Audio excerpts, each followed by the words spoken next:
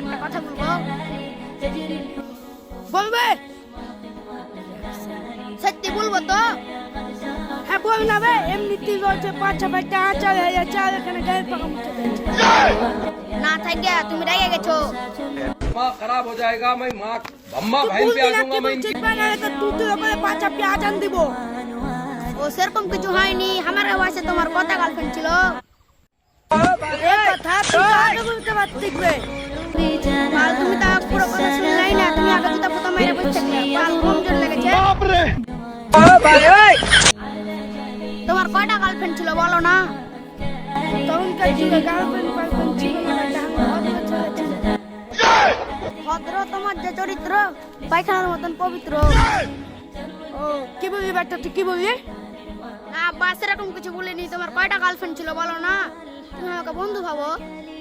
এক ব্যাটা,